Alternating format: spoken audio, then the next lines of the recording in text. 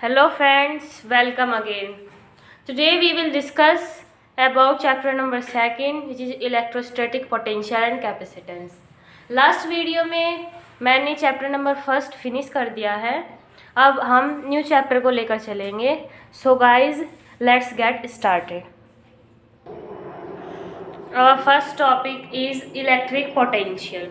Actual में electric potential होता क्या है? देखिए, इलेक्ट्रिक पोटेंशियल एक तरह का वर्क है जो हमें किसी भी चार्ज को इनफाइनाइट से किसी दूसरे चार्ज के इलेक्ट्रिक फील्ड के किसी पॉइंट पे लाने में किया जाता है।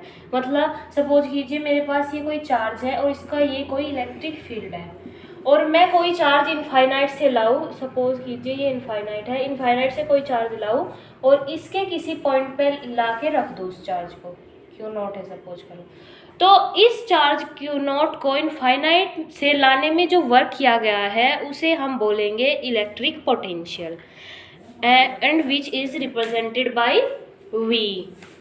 That is the amount of work done in moving a positive charge from infinite to any point inside the electric field is called electric potential, which is represented by V and its SI.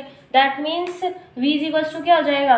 W upon Q naught. भाई ये charge लाई हो ना मैं Q naught, W work total work और upon Q naught। तब उसके इसकी SI unit जो होती है, एसआई यूनिट क्या होती है इसकी? Volt, which is represented by V। इसे हम जूल पर कुलाम भी कर सकते हैं क्योंकि वर्क जूल अपॉन कुलाम ये एक स्केलर क्वांटिटी है। इलेक्ट्रिक पोटेंशियल एक स्केलर क्वांटिटी है, समझे आप लोग? Sir next topic is potential difference. Actual में पोटेंशियल डिफरेंस इलेक्ट्रिक पोटेंशियल ही है और हम ज़्यादातर जो बैटरी वगैरह में या फिर हम जो डेली यूज़ में यूज़ करते हैं पोटेंशियल, वो पोटेंशियल डिफरेंस ही होता है, इलेक्ट्रिक पोटेंशियल नहीं होता है। तो ये क्या होता है?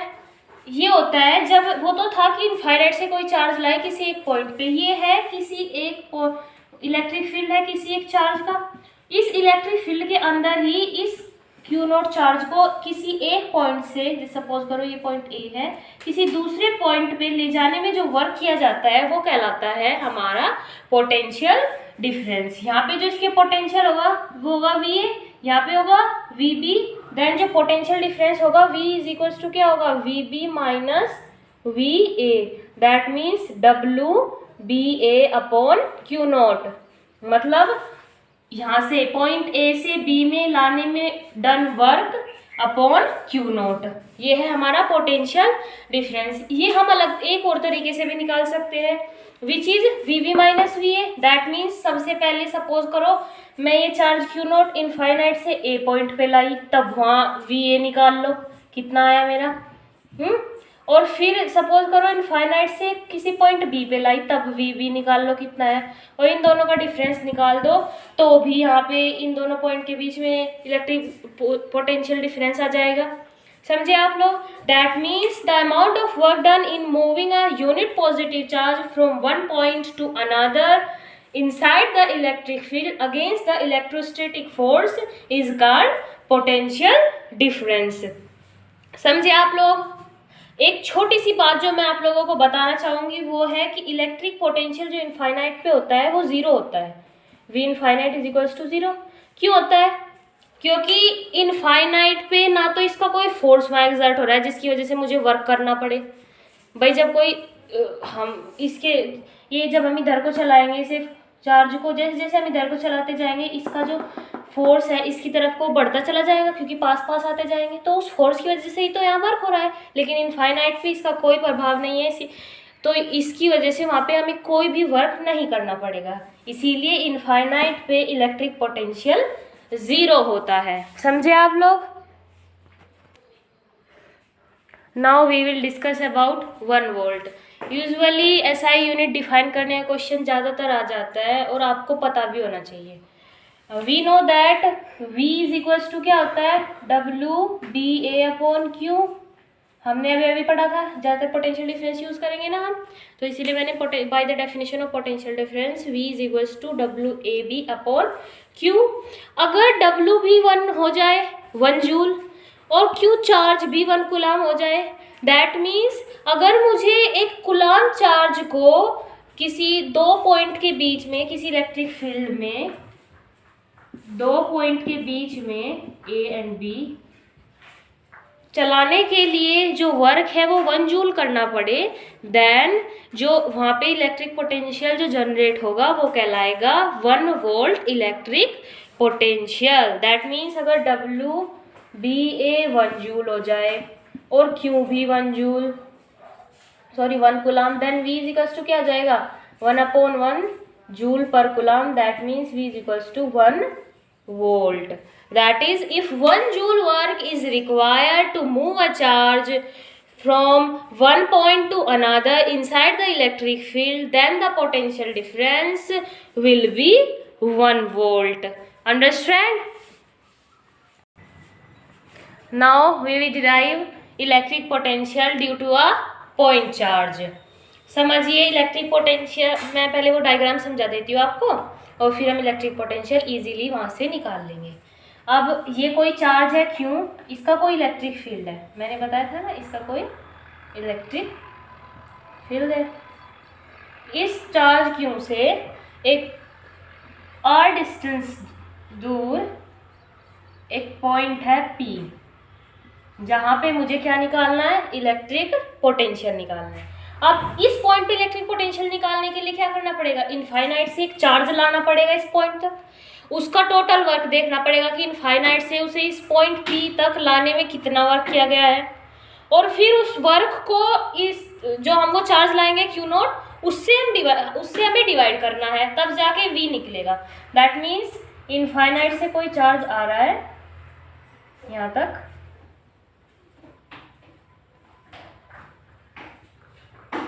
इनफाइनाइट से, और तब मैं वर्क निकाल लूँ इनफाइनाइट से P पॉइंट तक लाने में कितना वर्क किया गया है। सपोज कीजिए मैं ये प्लस चार्ज है, इसकी वजह से जो फोर्स है वो आउटवर्ड होगा, इसका मतलब हम ऐसे ला रहे हैं उस चार्ज को क्योंकि वो भी तो पॉजिटिव ही है ना, उस पर फोर्स इधर को लग रहा है, फोर्स ऐसे हो रहा है इस पर आउटवर्ड डायरेक्शन में। सबसे पहले मैं निकाल लूँ कि एक छोटी सी डिस्टेंस कवर करने में उसे कितना वर्क किया गया है। ओके, देन मैं उसका इंटीग्रेशन कर दूंगी, तब मुझे पता चल जाएगा कि इस पूरे डिस्टेंस में उसने कितना वर्क किया है।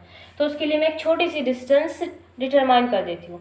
सपोज कीजिए ये पॉइंट A है, ये पॉइंट B है, और इनके बीच की जो डिस्टेंस है वो है dx। तो सबसे पहले देखेंगे कि उस चार्ज Q0 को पॉइंट A से B में लाने में कितना वर्क किया गया है, देन उस वर्क का इंटीग्रेशन कर देंगे, लिमिट लगा देंगे infinite to R, total work निकल जाएगा। फाइन, यहाँ तक तो डिस्टेंस dx है। सपोज कीजिए यहाँ से जो डिस्टेंस है ये वाली, ये O है, यहाँ से जो डिस्टेंस है वो टोटल है x, OA is equals to x। अब छोटा सा वर्क निकालेंगे, dw इज इक्वल्स टू क्या आ जाएगा, f dx वेक्टर, क्या हो जाएगा, f dx cos थीटा। देखिए f इधर को dx इधर को, क्योंकि ऐसे ही तो चलेगा, तो इनके बीच में जो एंगल है थीटा इज इक्वल्स टू क्या हो गया, 180 हो गया। That means dw is equals to क्या हो जाएगा, माइनस f dx। अब टोटल वर्क निकालेंगे जब, तो लिमिट कहाँ से कहाँ तक लगाएंगे, इनफाइनाइट से r तक। ये तो छोटा सा वर्क है, अब मुझे टोटल वर्क निकालना है, तो टोटल वर्क निकालने के लिए इंटीग्रेशन लगाओ, dw is equals to minus limit infinite to r f dx। अब इसे इक्वेशन नंबर फर्स्ट लेट कर लीजिए, क्योंकि f क्या है, मैं यहाँ पे लिख लेती हूँ। f क्या होता है, k ये वाला चार्ज और ये वाला चार्ज, क्योंकि फोर्स तो इन दोनों के बीच में ही है ना, Q0 अपॉन इनके बीच की डिस्टेंस, Q0 जब यहाँ था इनके बीच की डिस्टेंस कितनी, x, that means x square. तो मैं वो वैल्यू अगर यहाँ पे पुट करूँ तो क्या होगा, after putting this value in equation number first, w is equals to क्या हो जाएगा, minus infinite to r k Q0 upon x square है dx। यहाँ से मैं k Q0 कॉमन ले लूँ माइनस का, और infinite to r dx upon x square. अब आप समझ लीजिए इंटीग्रेशन ऑफ 1/x² dx होता है माइनस का 1/x। फाइन। अब मैं इसकी वैल्यू यहाँ पे रख देती हूँ, तो क्या आएगा, W = K Q नॉट, और यहाँ पे लिमिट हो जाएगी जो लिमिट होगी, एक माइनस अंदर एक बाहर, 1/x infinite to r, then K Q naught 1/r, पहले अपर लिमिट रखेंगे फिर लोअर लिमिट, माइनस 1/इनफाइनाइट। 1/इनफाइनाइट क्या होता है, 0, देन K W = क्या आ जाएगा, K Q naught upon r, equation number second. इतना आप लोगों के समझ में आ गया। टोटल W कितना आया, K Q naught upon r। अब by definition of electric potential, by definition of V क्या होगा, V = W/Q नॉट, क्योंकि चार्ज कौन सा ला रहे हैं हम, Q नॉट, देन V = क्या हो जाएगा, K Q naught upon R divided by Q naught, Q naught से Q naught cut, then V = हो जाएगा 1/4 pi epsilon naught Q/R। This is the perfect derivation for electric potential. समझे आप लोग। सो आज का सेशन यहीं पे कंप्लीट होता है।